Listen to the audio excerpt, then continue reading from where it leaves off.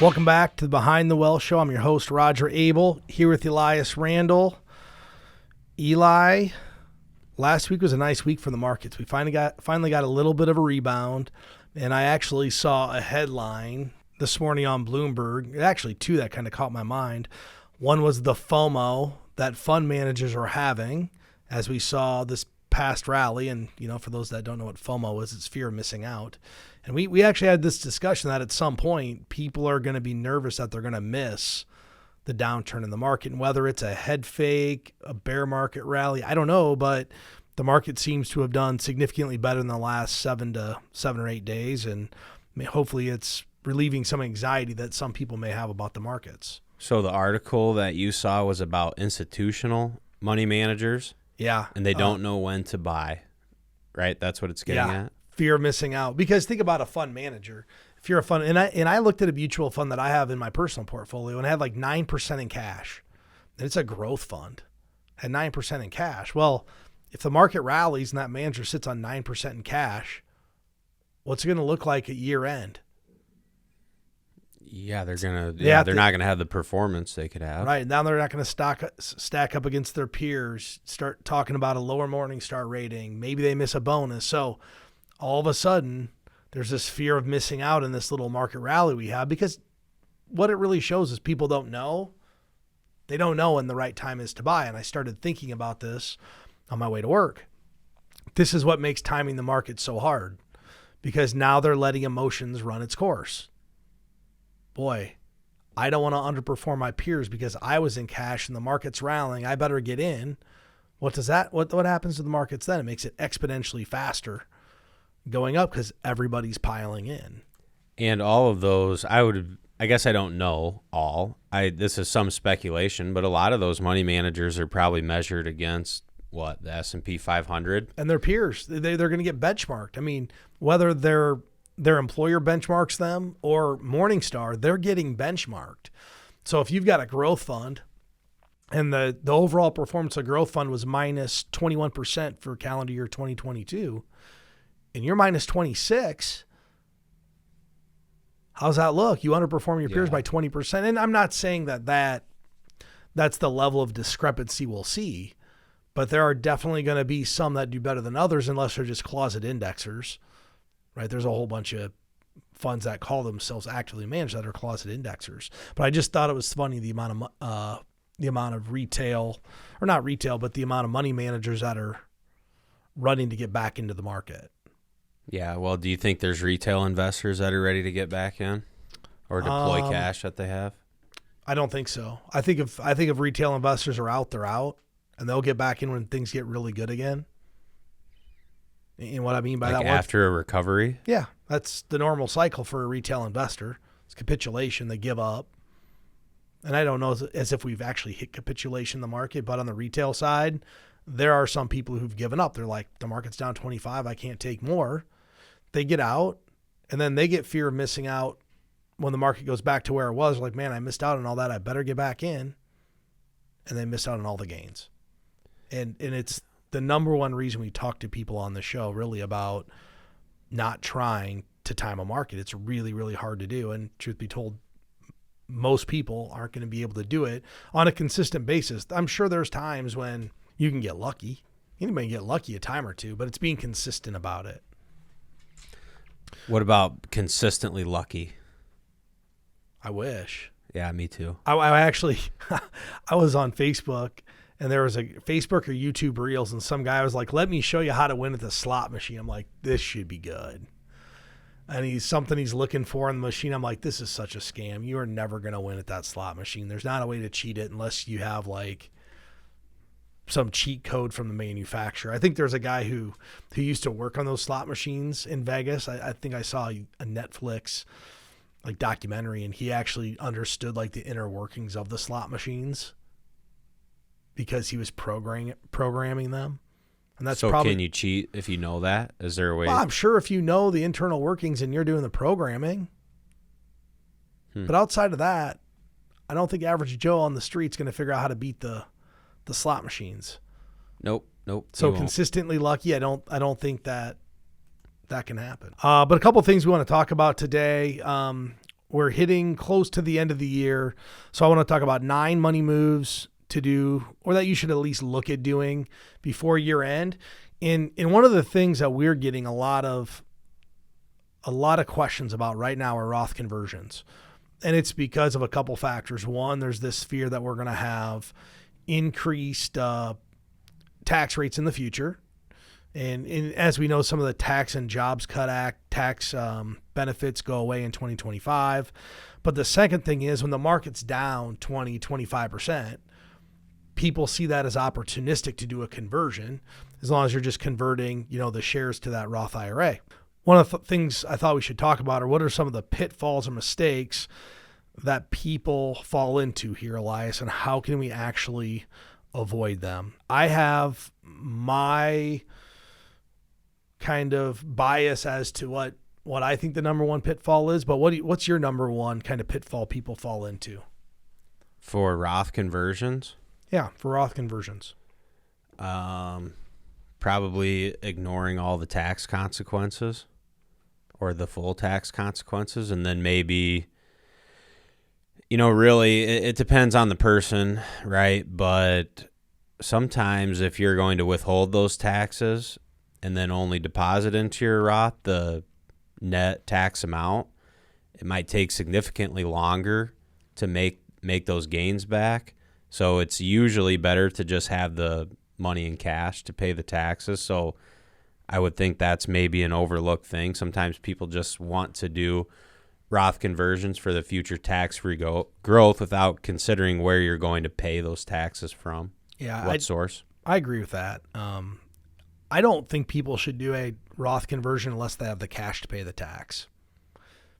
You mentioned with starting point. You mentioned withholding tax. Well, let's think about this. If you have somebody or client who's down 25% in their traditional IRA, and they see this as an opportunistic time to potentially convert IRA dollars to Roth IRA, and then let's say they do 100,000, so that kicks them into the 25% tax bracket. Well, and they're not going to write a check. They don't have the cash to write the check for the tax. They really gave themselves a 50% loss in the Roth IRA. I don't think that's worthwhile. Withholding tax, you should write the check. Why would you want to withhold tax from the place that's tax-free? Well, that's a good question. If you don't have the cash to pay the extra tax bill, then it's easier. And arguably, for some people, maybe it just means that they don't really need to do a Roth conversion. And I think that's my number one thing, is that people don't take a look at the big picture. They hear somebody say, well, you should do a Roth conversion because it's tax-free forever, without taking into account their entire tax situation. And we've ran into this with clients in the past. They're like, man, I want to convert all this Roth over 5 years. Well, there's all these unintended consequences, like, oh yeah, you're 65 and you converted 300,000, so it increased your Medicare premium. Didn't think about it. Can do that, yeah. And if you're not going to be in a substantially higher tax bracket at retirement, maybe it doesn't make sense to do it. I've always had the thought that Roth conversion really benefits two people the most, the young and the wealthy, because the wealthy are planning on transferring assets tax-free, so it doesn't really matter what tax rates are in the future. And then young individuals, they have so much time on their side that the Roth makes sense. Plus, the amount they're converting is a small amount. I mean, if you're 32 years old and you had 100,000 in a 401k and you converted 20,000 a year over 5 years, that's not going to really damage you from a tax standpoint that much. No, for most people. Yeah, but if that won't. If you're 59 and you're going to convert $1.5 million in Roth money, but then you're going to start taking money in 9 years, does it make sense? I don't know. There's a lot more luck involved. There is. There's more luck and there's more planning involved too. I think that's the key thing, that, before you make the decision to do a Roth conversion, just get the big picture. Go get a financial plan done. Most of the planning software out there, you have the ability to model what it looks like in the future, what the break even is, and it'll help answer a lot of questions. The second big error I see people make is that they don't pay attention to the pro rata rule. And if you think about people who are doing Roth conversions, a lot of time they're more highly compensated people because the tax-free distributions to them later are important. And people think that, hey, I have a after-tax, 401k that I have 100,000, so I'm going to convert that to a Roth.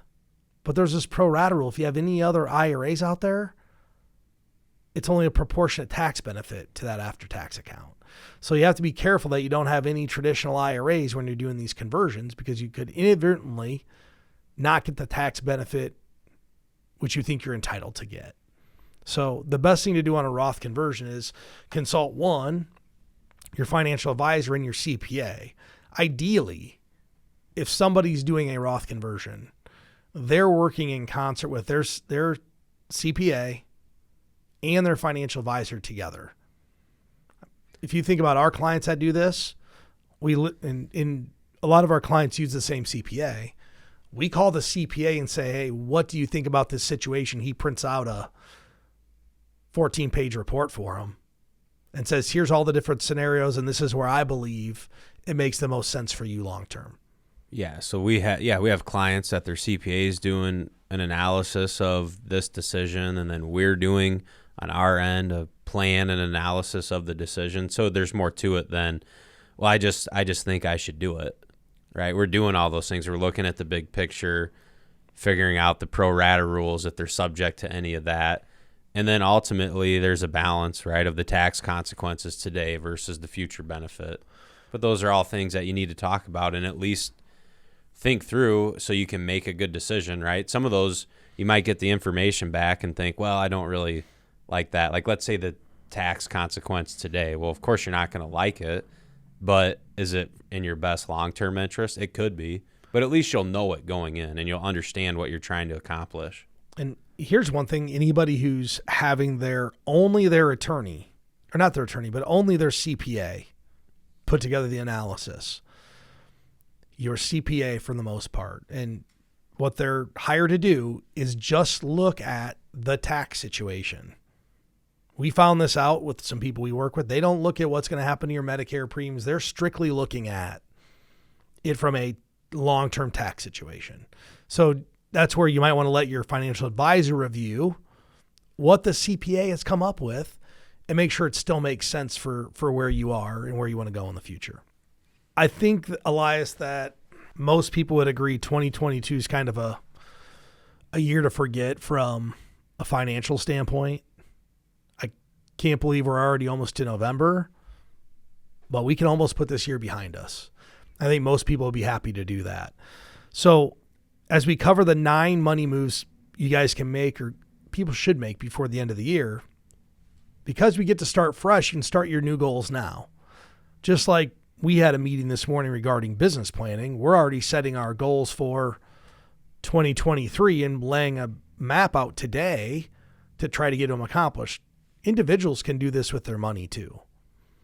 They can, and it's a good time of year to do it. You can start putting together, like you just said, new goals and a new plan. And even what you just said, it'd be nice to forget 2022. I don't know that anyone will anytime soon. I feel like it's going to be this year is probably going to go down as a year where there was a lot of pain in the markets, and it was maybe not the most fun year, but we can start to move on, I guess, or at least, okay, where do we go from here? That's a good start, right? I know where for do we sure, go from here? I know for sure it hasn't been fun for 10 months. I don't know what the year end will look like, but I know the first 10 months of this year have not been fun. The second thing, people should think about doing, and we talked about this 2 years ago, but when people get windfalls of money, they typically tend to do what? Spend them, waste them. And the end of the year is the time when people start to actually get windfalls from their employers, right? You have year-end bonuses. Maybe you had a deferred comp that's going to pay out. There could be a bunch of different reasons that you get what we call a year-end windfall. Have a plan for what you're going to do with that. If you know your bonus is $5,000, have a plan for it, because if you just get the money, guess what your plan's going to be? Your default plan is going to be to spend it. maybe you just have an automatic button to click that ACHs that to your brokerage account. That'd be a good idea. You can make an off-schedule contribution to an account that you have. You could pay the tax on a Roth conversion. You could do that. So you say, oh, I mean, think about that. Someone could back into that to say, well, I know I'm going to get a $3,000 bonus. You could work with your CPA and your advisor, come up with the amount you could convert. So you're just applying that bonus to it.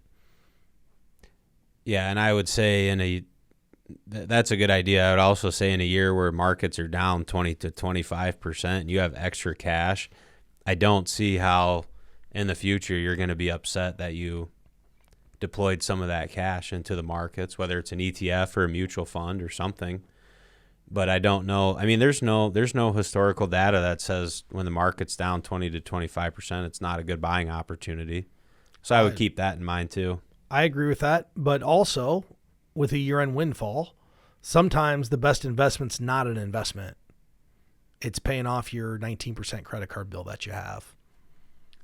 Yeah, that's a major priority. What's going to happen? People are going to rack up their credit card bills. We're going into Christmas. Things are more expensive. People are going to have increased credit card bills. It happens every single year. Just earmark that money and say, I'm going to knock the credit card off with any windfall that we may get. How often do you check your credit? If I need to borrow money, that's when I check. I don't ever look unless I'm going to. I think actually one of my credit card statements has my credit score on it. Like your FICO score they put on there. Every month. Do you pay attention to it? I don't make a point to look at it, but I could probably guess in the ballpark of what it is. I take it personal. Your credit score? Yeah. You take it personal. I watch it like. Why? I don't know. Just I'm proud of it. If it goes to a certain level, I'm like, man, I got to do something about it. Okay. I'm seriously. I check my credit, and maybe it's. I mean, I'm not pulling a credit report, but like you said, my bank has a FICO score thing. I get, my business credit card has. This is your current FICO score. I check it all the time, and if it's something doesn't make sense, I'm like, why doesn't that make sense? And that's how people should treat their credit a little more, because a lot of people only check it if they borrow money. How do you know if someone stole money from you? How do you know if somebody racked up your credit card bill? I look at my statements. How do you know if someone tried to open? I wouldn't have to look at my credit score to know that. How do you know if someone tried to open credit in your name? I don't know. How would I know that? Checking your credit. You're saying on a credit report or where? Yeah. So if you set up like a LifeLock or some credit monitoring agency, anytime someone tries to open credit in your name, it automatically alerts you that someone's trying to open an account. So like if you refinanced a mortgage, if you took a mortgage out, it'll say, is this you? Are you applying for this credit? And it becomes meaningful to check that credit because, why would you want to know where your credit is, how to improve it, especially in a rising interest rate environment? The best rates go to the people with the best credit. Another thing that we've been working with a lot of clients on as one of our year-end strategies is consider cutting investment losses or harvesting losses to offset other maybe long-term gains you've carried over or other gains you have that you want to harvest. A lot of people find it difficult to sell investments if they're in a non-retirement account that they've made a significant amount of money on. If you've made any investment in the last 12 months, there's a likelihood it's down in value. And you may be able to sell some of those at a loss to harvest others at a gain. I know we've been doing it. It is, and it's certainly in the case where you're talking where maybe someone needs to raise some money. You could sell some investments that have a gain on them, and you could offset that gain by selling a position that has a loss. Even if you wanted to do a rebalance, you could hold positions that are maybe fairly conservative that are down in value, and you could lock in some losses there, get them invested into something else that maybe has a better potential outlook for the future going forward. So there's definitely opportunities for investors inside of there. I mean, it's harder inside your non-retirement accounts because that's where you're going to harvest any gains or losses. So certainly this year, this year it's probably at least a good conversation to have. The next good one to review is going to be your bank account. We haven't really talked about going and looking at the performance of your bank because there's been zero performance in your bank account for however many years. The joke was for a while, how much is your bank paying you in interest? And the joke was, no, you're actually paying them the interest because it was so low. But now there's reasonable CD rates. People are getting nice fixed income guaranteed rates from banks. So if you're sitting at a bank and you've got a really low savings account, they're still paying you 0.5% of your savings account. And you can go buy yourself a 6 or a 12-month CD that's got a really attractive rate, and you're not going to use this. It might be time to evaluate how much money you're keeping in savings and maybe putting some into some other, safe investment vehicle that gives you a much better return. Yeah, I think some other questions you could ask about your bank and who you're banking with. Do you feel like they're on your side? Are they transparent? And then kind of what you were just alluding to, do they offer you any rewards or anything for banking? Well, all those things you're probably going to see improve, right? They're going to start paying more interest on savings accounts. They're going to offer better CDs. I know for a long time, at least since I've been doing any sort of meaningful banking with anyone, like the high yield checking accounts, you do so many transactions, you get a certain interest rate on those. So I would imagine some of those things are going to be a little bit more favorable, and it's probably a good time to take a look at that and just do a little review of what are the options. Are there any other banks around that could maybe help me out a little bit more? Maybe, maybe not. I know you can help people with the next one. If you don't have a retirement account, open one. If you need to open one now, you can go to btwellshow.com. That's an easy one. That's an easy one. Visit our website, make an appointment. Just get started. It's a great time if let's say you went this whole year, you haven't made any contributions to anything, you haven't thought about it, you get a windfall at Christmas, just like we talked about from your employer, go open a Roth IRA, put some money in there. A lot of times people, and I think this is people's personality, they're scared to do something in the beginning, but once they start to do it, they feel much better about it. It's just the fear of doing something new. Think about somebody who doesn't have a financial advisor. And we say, go open a retirement account. You know what they're saying at home? What's a retirement account? Oh, they have no idea. They have no idea what it is. So I would say open a retirement account, but if you don't even know what that is or how to start, just go contact the financial advisor, get their opinion as to what you can do to improve your financial success in retirement going forward. And this is a great time to do it. Start to set some goals for next year. The same thing goes for like a health savings account. If you have the option to do an HSA, start using it. If you're eligible for this, those contributions, your HSA are tax deductible. They can be used they come out tax free for health related things. I think most of us know at some point we're going to use some of our health plan. I know if you have kids, you're using a bunch of your health insurance plan. I know how often my kids go to the doctor. It's all the time. Yeah, kids are expensive. Certainly their health care is expensive. I got to tell you, there was a time I'm like, man, why do all these parents take their kids to the doctors? How are they using more than 3 copays a year? We use like 3 copays a month. I mean, our kids are sick or at the doctor for something all the time between their allergies and sinus infections and all this other stuff. They are there all the time. I don't mind go sometimes. I honestly don't really know how often they go because I don't take them. But I know it's expensive because I help pay those bills. $30 every time, which actually seems like a bargain for what it really is. But yeah, and I should really probably understand all that and how that works better. But I just get the bill and pay it. That's my level of understanding on all that. So the last one here I think is actually a really good one. And that's, as we think about planning for next year, you can start planning on next year's contributions you're going to make. So I think a lot of people kind of ad hoc how much money they want to give away or what they're going to do to the church or how much money they're going to put into Roth IRAs and 401ks. If you sat down right now in November and said, my goal next year is to max out a Roth IRA for my wife and myself, or just myself, whatever it is, your chances of accomplishing that goal, if you start today, are significantly better than if you wait till next November and say, I want to max out my Roth IRA this year and I have to write a check. Now, we've talked about in previous episodes, one of the best way to do it is just make a weekly contribution. $125 a week to a Roth IRA maxes one out. For the year, yeah. You're talking weekly? Yeah, weekly. Yeah, do weekly. Yep.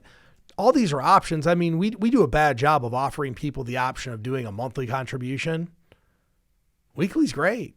I do mine weekly, every week, by the same four mutual funds every single week. All mine are on set up weekly as well. The pain's way less when it's weekly versus one time a year. If it's one time a year, people find a reason to not do it. Yeah, I think another good strategy that's very simple to implement and would be a good idea to help your contributions for next year, go into your 401k and raise it 1%, at least 1%. All right, if you got any kind of raise this year and you just raise your savings rate 1%, you're not really going to notice that difference in your cash flow. And if you do that every year for 5 to 10 years, think about all of the additional investments you're going to make and how that can really be in your favor for the long term.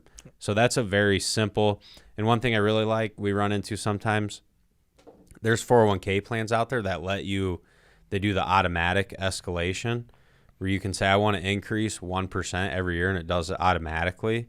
If your company offers that, just sign up for annual increases. You'll never notice, and you'll be doing yourself a big favor for the long term. No, you're right. Most people won't ever notice that they are that they increase their contribution 1%, especially when they break it out between two pay periods. Think about that. It's just so much less. Oh, you get paid $2,000 in pay period. Extra 1% is $20. You'll never know it came out. And that's going to add up. Over the years, that's going to add up to be a lot of extra money that you socked away. It'll be massive. And then I think the last thing we start to see a lot of this year is charitable giving. And we always think of charitable giving as